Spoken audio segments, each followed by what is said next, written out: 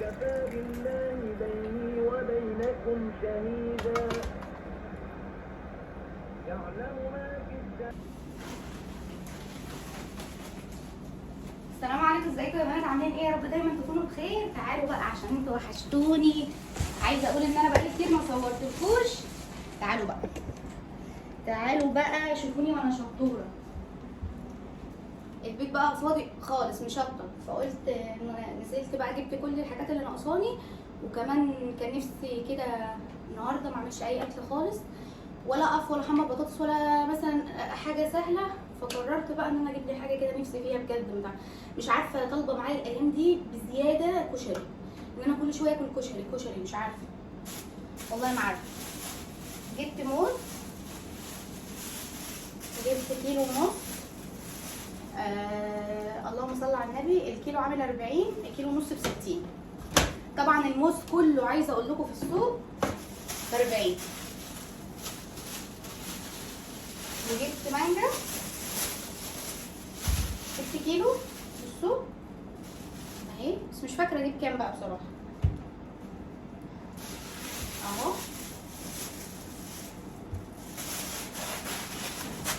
استنى، عايزه اوريكم بقى الفاكهه. جبت برتقال، جبت كيلو واحد عشان انا مش عارفه هو حلو ولا وحش. طبعا سالت الراجل اللي انا اشتريت منه، وطبعا فضل يحلف والله العظيم حلو، والله العظيم لسه واكل منه.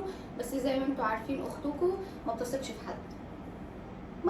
حد، يعني احلف من هنا للسنه الجايه ما بثقش في حد، يعني ما بناخدش الحاجات الا من اللي هم دول بقى انتوا عارفين.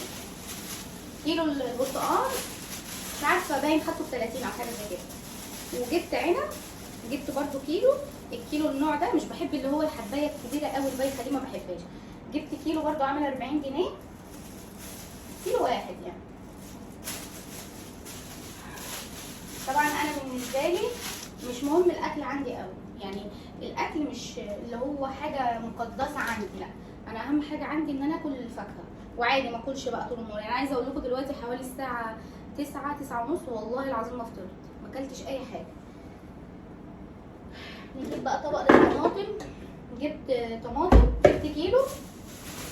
انا عندي طماطم اللي هي متفرزه، فدي بقى جايباها للسلطه، مثلا هاخد منها للشوربه حاجات كده. جايبه كيلو ب20. جبت كيلو واحد. طبعا الطماطم يعني احنا دلوقتي مش هنشتري منها، الكيلو عامل 20، مش هنشتري منها الا مثلا ايه، قولوا معايا كيلو، كيلو ونص. طبعا هتقولوا دي غاليه ونلحق نفرز، ما تفرزوش. الشتاء اول ما هتدخل بيبقى يعتبر ده موسم الطماطم، بتبقى كتيره وبتبقى رخيصه. فبقى لما تدخل الشتاء هاتوا بقى 3 اقفصه مثلا 4. لو عندك يعني ثلاجه كبيره وديب فريزر هاتي 5، بتبقى رخيصه اللي هي تقعد السنه كامله. ولما اجيبها ان شاء الله بقى في الشتاء لو ربنا احيانا ابقى افرزها معاكم، بتبقى حلوه قوي يعني في البيت بتقعد مده. وجبت كيلو خيار ب15 جنيه. طبعا في نصب في الاسعار بصراحه وفي الميزان، يعني انا امشي شويه مثلا حد يقول 20 الطماطم، امشي قدام حد يقول 25، رحت في حته ثانيه قالوا ب 15 جنيه. فانا مش عارفه انتوا عايزين تلفوا السوق كله كده عشان ايه ما يضحكش عليكم. المهم بقى جبت شيبسي اهو، جبت رز كان نفسي فيه، وجبت لانشون. انا عندي جبنه بيضه للفطار ده لو فطرنا يعني. وجبت كيس اوريو. تمام. جبت ايه بقى؟ انا مش شكلي دراعي وجعني.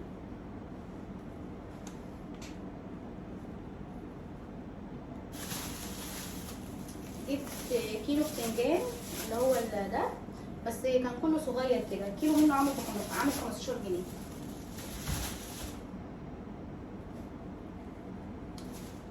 وجبت بطاطس، البطاطس اللهم صل على النبي عامله 15 جنيه. جبت 3 كيلو، انا ما عنديش ولا حبايه. فبطاطس بقى صراحه يعني ممكن احمرها، ممكن اعملها مسقعه، يعني لازما يعني البطاطس لازما عندنا في البيت اساسي. بصوا السبات عندي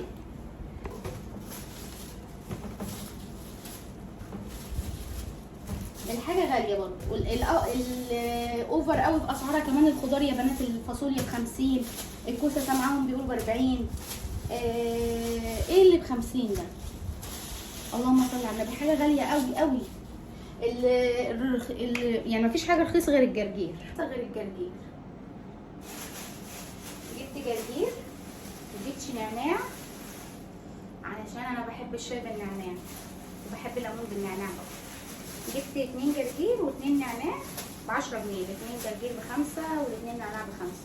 طبعا بقى انا مش عارفه هم نصابين ولا حراميه ولا ايه دنيتهم، لان الاسعار يعني في تلاقوا واحده تقول لك 3 ب5 و2، بس مش دول اللي نفاصل معاهم. الحاجات اللي هي ب5 ب10 مش دول اللي نفاصل معاهم، يعني بيبقوا غلابه كده.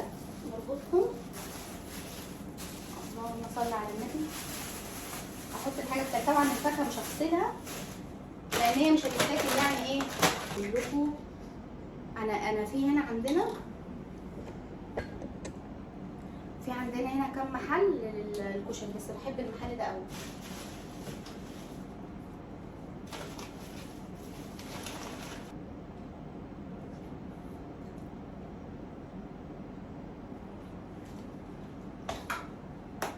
انا لو عليا مش عايزه اكل اي حاجه، مش عايزه اكل لحوم ولا طبيخ ولا اي حاجه، بس عايزه اكل كشري. مش عارفه نفسي رايحه له الايام دي كتير قوي. هقعد اكل ماشي ونشوف بقى هنعمل ايه تاني. بقى نعمل قهوه عربي كده. ونعمل ايه بقى؟ بحط شويه قهوه كده اهو، دي قهوه عربي، واحط معاها تاني يعني فنجان وربع عشان ما بحبهاش خفيفه قوي. نربط الكيس وكده. نجيب ده قرنفل مطحون. الله على ريحه القهوه دي. ناخد كده، بصوا مش كتير عشان كتر القرنفل بيديها مراره، شويه كده حلوين تمام. ونحط في البراد ده، نحط معلقه هيل كبيره، هيل مفروم بتاخدوه كده زي القشر بتاعه عشان يبقى حلو اهو. خد معلقه وشويه تاني اهو. نحط بقى زعفران، تاخدي كام واحده كده بايدك، بتدي لون حلو للقهوه. بصوا انا بعملها كده اهو. بتحطي الميه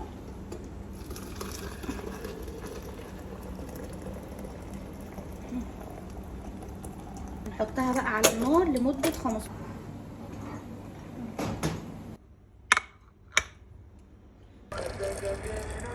تاخد غلوتين على النار.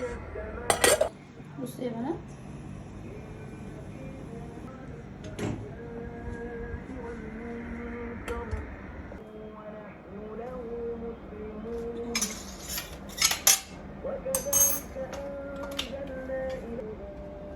هنحط يا بنات القهوه، بس انا بحط لها المصفى دي علشان الحاجات اللي احنا حاطينها، الحبهان والزعفران وكده.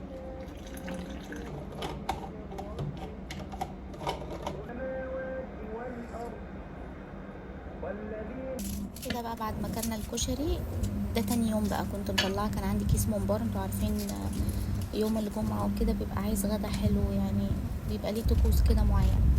جبت بصلتين حطيتهم في الكبه، واحط معاهم كمان 4 فصوص ثوم.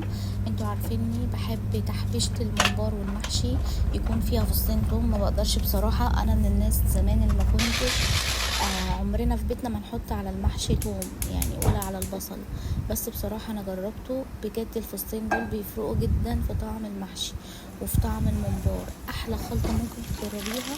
فصين الثوم دول ما بيعملوش اي حاجه، بالعكس بيدي تست حلو قوي للمحشي. نزلت بمعلقه سمنه بلدي على معلقه زيت، نزلت بفتحه بلدي عليها ورق لورا وحبهان ومستكه وبصلايه وجزرايه وطماطمايه وقرن فلفل، وبشوح الكلام ده كله مع بعضه. في الوقت ده ببقى حاطه الفلفل على النار، نزلت على الفرخه وبدش فلفل اسود محترم تمام. طبعا انتوا حفظتوني. ننزل بقى بميه مغليه، بس امنتوا بامانه بقى لو وصلتي الفيديو دي منتجه ما تنسيش تصلي على الرسول. اول حاجه حطي لي لايك واشتركوا في القناه لو لسه مش مشتركه. حطيت زيت وسمنه، وننزل بقى بايه بالبصل اللي احنا فرمناه، بس خدت منه معلقه كده حطيتها على الفرخه. البصل المبشور ده هيدي طعم حلو قوي، هيسكر معانا الفرخه. وجبت فلفل اخضر واحمر وفضلت اقطعه مكعبات. طب انا ليه ما فرمتوش يا غزل مع البصل والثوم في الكبه؟ لان انا بحب لما تيجي تقطمي كده واحده الممبار تشوفي مكعبات الفلفل الالوان دي كلها. كنت بحط كمان فلفل اصفر بس للاسف ما عنديش. نزلت بالميه المغليه على الفراخ واسيبها بقى تستوي مع نفسها واحط لها مكعب مرقه. اول ما بنزل على البصل بحط له رشه ملح ورشه فلفل اسود وربع معلقه سكر. طبعا المعروف ان احنا اي تسبيكه بنعملها بنحط طماطم، بعد كده بنحط ربع معلقه سكر، صح؟ ربع معلقه السكر دي دايما بنحطها عشان تخلي الصلصه معانا مسكره وطعمها حلو كده. حطيها بقى، جربي تحطيها مع البصل وانت بتكرمليه على النار، بتسبكيها يعني، بتقلي البصلايه، هتديكي تيست حلو قوي قوي وهيسكر معاكي الاكل بطريقه لا تتخيلي. جربيها. نزلت بقى كده بكوبايتين رز عليهم. انا لقيت ان الطماطم كتيره، كنت مسبكه كتير، قلت اخليها جاهزه في التلاجة فيها البصل وكل حاجه يعني، بس ان انا احط عليها رز والخضره لما اجي اعمل محشي. نزلت على رز المحشي بمعلقتين كده زيت حلوين عشان يخلي الرز مفلفل، وملح وكمون وكزبره وشطه وبابريكا، وطبعا حاطه مكعب مرقه، وبدات احشي الممبار. في الوقت ده كنت حطيت حله على النار عشان لازما ميه الممبار تغلي معانا قوي. حطيت لها جزر وبصل وورق لورا وحبهان وكل البهارات بتاعه الشوربه. حطيت لها فلفل اسود، ولما بيستوي بحط له الملح، ما بننزلش بالملح في البدايه. تمام. وبعد كده خلاص كده خلصت الاكل. انا حشيت الممبار معاك وحمرته، وحمرت كده نص فرخه، وكمان اللي عملت شويه ملوخيه ولسان عصفور طبعا عملته معاكم كتير. ده كان غدانا النهارده. عايزه اقول لكم شويه شوربه وشويه ممبار. عايزه اقول لكم بصوا شكله عامل ازاي، عسل عسل عسل. لقمه ملوخيه بقى.